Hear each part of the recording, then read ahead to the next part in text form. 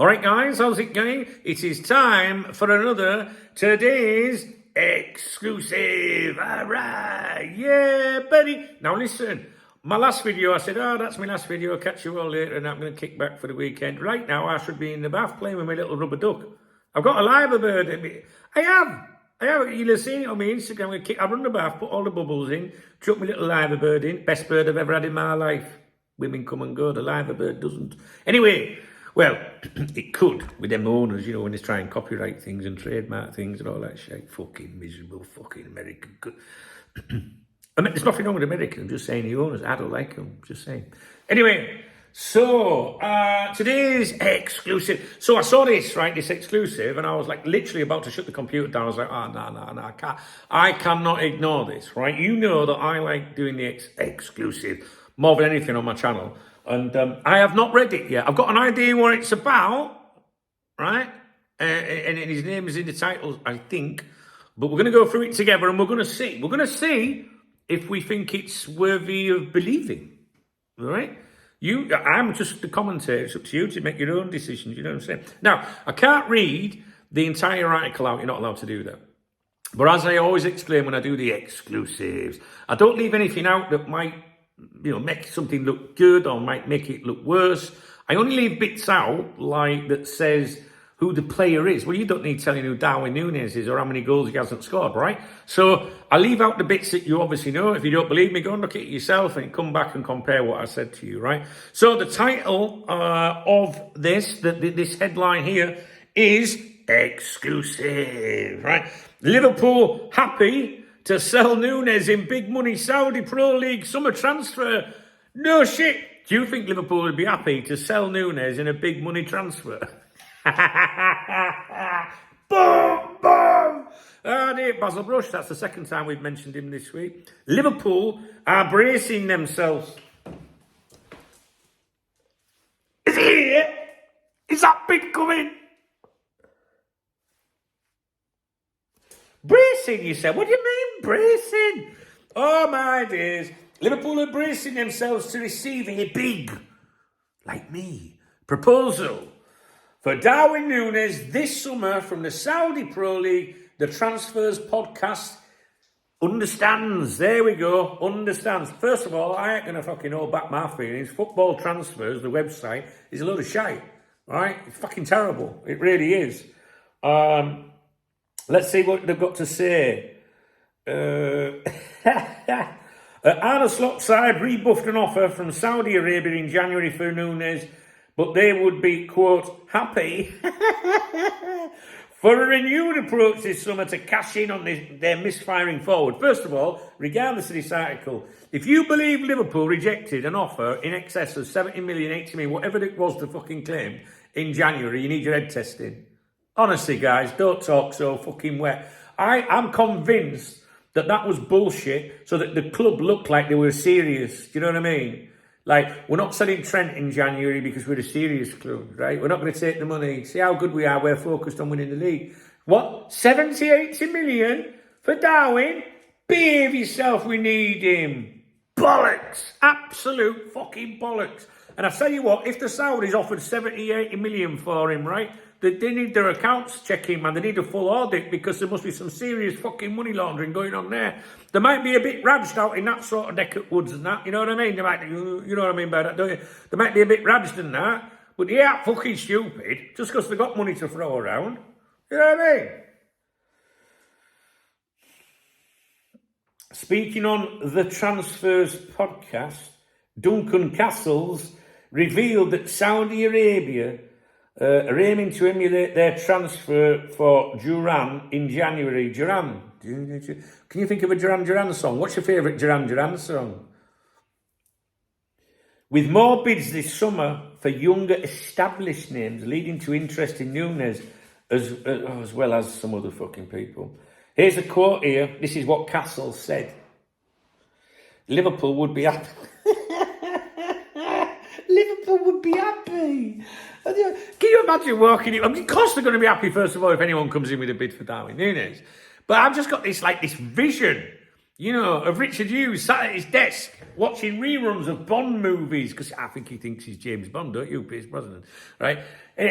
And then Michael Edwards opens the door and goes, "Are you all right in there, Richard?" And he just looks back like that. He just goes, "Yeah, I'm happy. How are you?" "Yeah, I'm happy too. We're all happy because we received a bid for Nunez." Remy, Liverpool, my dog's like buzzing as well. Liverpool, Remy Abbas. "Oh, you can't climb up it. Look at this. Look, I know what's going on." He gets fed at 4 o'clock and it's 5 to 5. He's not. You have to wait. Go on a diet like me. Right, get down. Liverpool would be happy if the Saudis came in. Blah, blah, fucking blah. And would encourage a move for Nunez. Really? Really? What, Liverpool would encourage a Nunez? A move for Nunez? Sorry, they'd encourage Nunez. They'd encourage a move for Nunez. No shit. Really? I thought they'd resist everything. All temptation. They won't be happy to be sad. No, we're not saying him. We love him. They would like to get... They would like to get... Let's reword that. They're fucking desperate to get some kind of significant return on the initial 75 million euros that they paid Benfica 3 years ago. 75, he's fucking useless. Don't you guys tell me he works hard. Fuck that shit. Eric Meyer works hard as well. And Sean Dundee. From the Saudi perspective, this is still the quotes, Nunez still has that ability to be a name within the Saudi game. Anyone could be a fucking... I could put some boots on and play in fucking Saudi league. Fucking hell! What are you on about? And to deliver goals with his physicality. Interestingly... Oh, right now, is this going to be interesting? They're telling us it's interesting, right? So, interestingly, let you be the judge of that, right? I'm told that his girlfriend, Lorena Manas, who is the ex-wife of former Barcelona player Alex Vidal. Has he been dabbling wearing the foot? Has been working with agents to explore opportunities else. I bet she has. So it looks like, thought this was an exclusive. Should be factual. It looks like this is both sides pushing against the same door. There's a joke in there somewhere, I'm not going to say it. With Nunez, or at least Nunez's partner, this is just some speculating shite, isn't it? Encouraging him to look for a move. And Liverpool happy, because I'm happy, to sell the player with a strong, affluent potential buyer in Saudi Arabia. Okay. Not capitals, bold font. Serious business. Saudi Pro League targeting European superstars to avoid spending stupidly.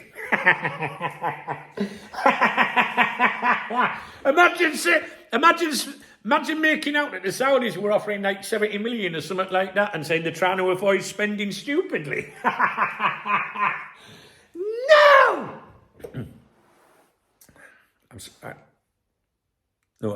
I live alone, all right, and I spend a lot of time reading stuff, right?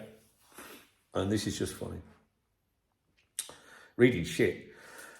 Saudi Pro League side, Al Nasser, are understood, there's that fucking word again, understood, to have made a number of bids for Nunez in January, with the largest totaling around 70 million euros.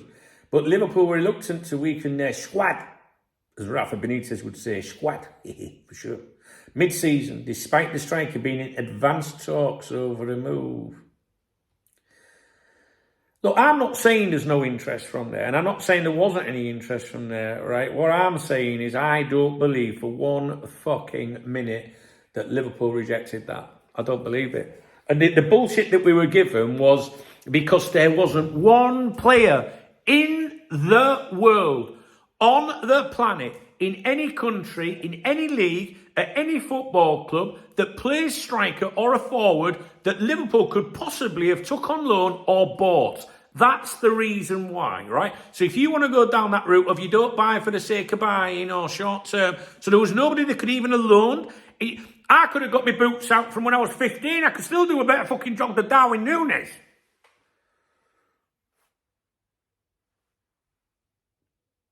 Nunez was rumoured to have been offered a package worth around 35 million annually, euros, with Castles describing Saudi Arabia's desire to, quote, avoid the rest of the world laughing at you, for spending money stupidly. I don't really understand that, but what the fuck he's on about?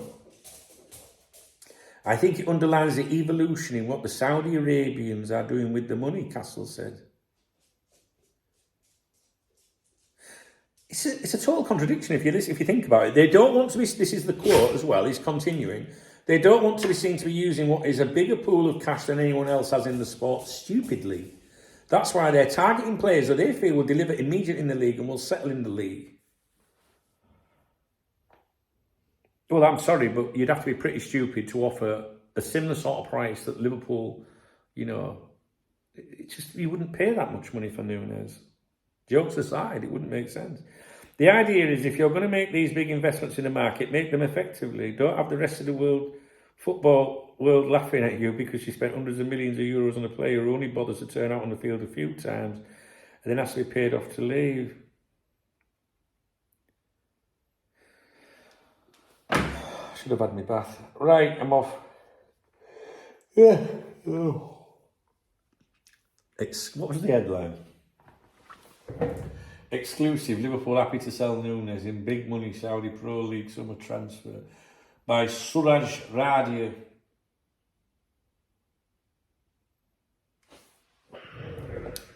I've seen a lot of changes on the internet, right, since when I first started this in the 1990s.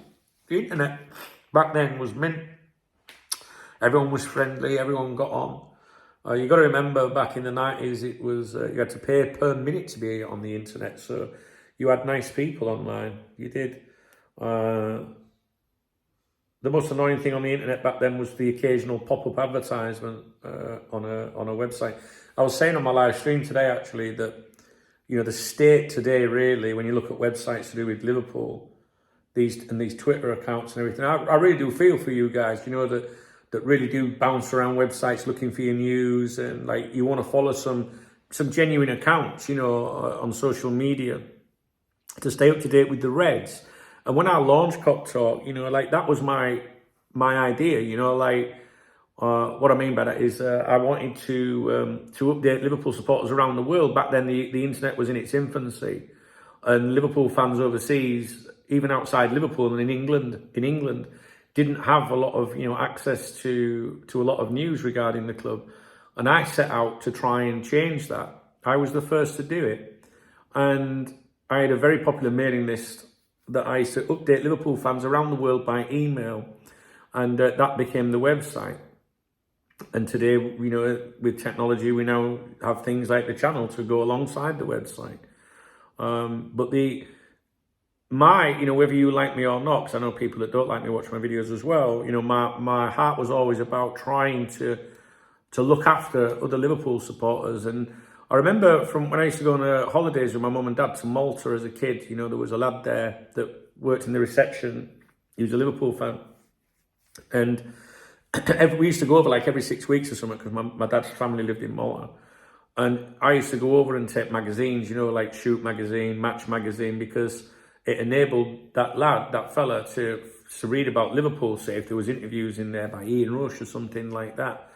And even when I returned to England, I used to save my pocket money up. I used to get Match and Shoot, 90 Minutes, I think the other one was called. I'd keep those magazines, and then once a month or every 3 months or something, I'd have a little pack like that of them. I'd put them in a big envelope, and I'd put his name on and send them to the hotel he worked in. Spent my own money as a young lad, 14, 15 or whatever, because I wanted to help someone follow Liverpool. The same with the website, no one had ever seen Melwood really if you work from Liverpool, or they'd never seen the reserves, and I was the first person to go to the reserve games online to do reports for everyone. Now, you guys have got access to everything and everyone, right? Including players, this was all new back then. And the point I'm trying to say here is, back in the day, I tried to genuinely update people, update fans, because we are a family, right? And it was my hobby and my love, and obviously it grew, and, I was successful with it. And today, 27 years later, as a man that's 50, I was, a young man, early 20s when I started Cop Talk. As a man that's 50, I'm still trying to help, you know, the nice people, because there's a lot of nasty people online now, but the nice people. And I was thinking about this earlier, when you think of Liverpool websites now, I genuinely, there has to be some, surely, that are real fans, like, you know, like I say was, because I'm not really that bothered about top flight football now. But where are the budding, you know, where are the young Liverpool fans, girls or boys, 15, 16, 17 upwards, or whatever age, it doesn't matter. Where are the blogs about Liverpool? Where are those fans? You know, like, why are we only left with the aggregators and the shit, and, you know, it's just all about advertising. They just all want to do is make money. And there's nothing wrong with that. We've all got to have money to survive, right? You hear me at the end of my videos go, hey, if you can get me a coffee, you know what I mean? It goes in the kitty, if you like. I've got to survive, right? So there's nothing wrong with that. But the practices that some of them use, you know, and this is why the majority of the exclusives that we do are nonsense, right? You know, we end up laughing about it and shit like that. But it is pretty sad that there isn't really any real quality out there anymore, I think. It's true. Even YouTube channels, you know, like a lot of the YouTube channels, the big ones, the ones that gets the most views, are the ones with the silly thumbnails, the ones with the clickbait titles, the ones where the people that are delivering the news to you know that it's probably not true, but they're not bothered. And they'll put a Liverpool shirt on, or they've got a Liverpool picture on the wall behind them to validate them. But really, they know that it's probably not true, but they're happy to waste your time. And what I try to do here is try to use my experience and knowledge. Believe it or not, I do have some. I wouldn't say I'm an expert when it comes to all the different players and things, because I don't really watch it, guys. There's people out there that are a lot more switched on than me, but I think I've got it covered when it comes to the media, and because I was there first, you know, I've grown up with it, I'm experienced with it, I know how the industry works. I know the people in the suits that try to buy things, you know, the website from me, and the incentives that even the Liverpool Football Club have tried to give me over the years, and how they block you, and if you don't do things. I know how it all works. And I can spot bullshit off a mile away. And that's one thing my mum used to say to me when I used to lie to my mum. She'd go, you can't bullshit her. And it's the same thing, you know what I mean? Like, I can spot this shit, you know, when I see it. Stuff like this. And unfortunately, it's, you know, like, that at the end of the day, it's just someone giving an opinion, right? And that's fine. Maybe the person, Duncan Castle's behind it, is being genuine, and he's just telling you what is being said, but does it warrant an exclusive? Was that exclusive? Was anything exclusive in there?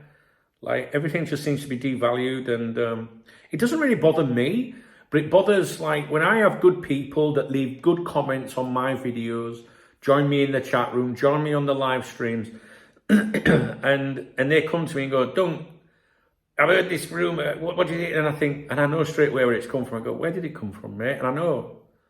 And I just don't like to see you guys getting misled. To be honest with you, that's it. Maybe I'm too deep with it. Maybe it doesn't really fucking matter. But that's what I try to do. I try to steer people in the right direction, you know. And I think that one more thing I'm going to say before I go, that the majority of any of these people that have these Twitter accounts, fan accounts, even people that are genuine fans, that don't do it really for commercial reasons, but they always want to make it sound like they're in the know, right? I can't explain to you how many people I know associated to the club, and I've known over the years associated to the club, whether it's the owners, you know, the previous owners when they took me to Dallas and Montreal, or when previous chief executives have invited me into the club for tea and biscuits, and I've socialised with the players and gone on the lash with the players and shit. I've done everything, right? I've done it all. And I know a lot of people. And despite knowing all these people, and despite knowing people in privileged places, and some of them are on the members' website behind me, you don't get a lot of information come out of that club. You just don't. It's an absolute myth when people say a source says this, that, and the other, because it just doesn't work like that. You can know someone that works in the deepest parts of the club, and a selection of people know what's going on. And that's changed because, not because FSG are amazing, it's because FSG are foreign. And what I mean by that is they're not from the city, right? So when you think back to the club years ago,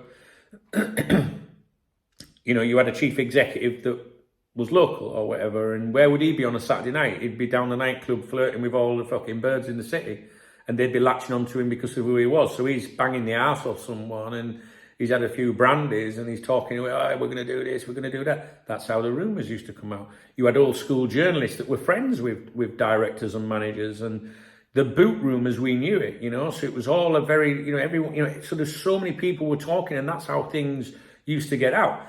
And when you look at it now, you know, it's like the people that run the club, they're not those kind of people. They don't really have the connections to the city anymore, to the people in the city. So, for example, you know, if I knew let's say I know a businessman that owns a club or a bar or a restaurant in the city, and I do know some, right? So back in the day, you know, they would say to me, such and such was in tonight, he'd had a few, like, you know, and he was saying blah, blah, blah. And that's how he used to get stuff. Today, it's extremely rare to get really good information, I think. And I always think to myself, after almost 3 decades, I hardly hear anything, but I do know people. But yet the people on X and social media, they seem to know everything that's happening every fucking day. And it's just so obvious. I think when you see too much from one thing, that's when you should be suspicious. It's not very often I get excited about stuff unless it's a bacon sandwich or a bird with a cracking parrot.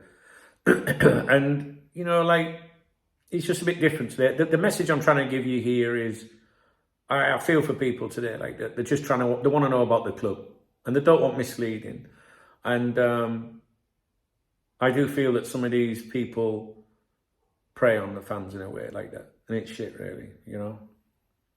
And the irony in is this what they used to accuse me of years ago? You know, because I had a members website, which is still going to this day, look, and it's full of important people. They're all VIPs on there. Anyway.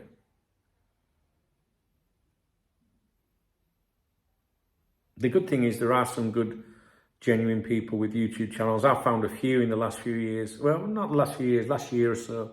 There's people from this community who have started the new, you know, YouTube channels. There's people out there that are genuine people. You know, you've got AKM LFC, Adam Naylor. You know, he's not out there. He's not on it for the money. I mean, he's got memberships, I think, on his channel, and I'm sure you can buy him a coffee and that. And why shouldn't you if you enjoy his company or enjoy his take on things and his opinions? You've got Miserable Martin at Red Raw LFC. In the Cop End, Gareth, you've got Darryl, you've got Gareth at Cop Heights of Anfield. There are other channels as well.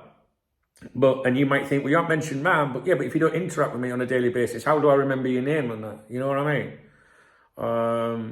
I forget the lad that, the last one I mentioned, and I really wish I could remember that name because he's fucking brilliant.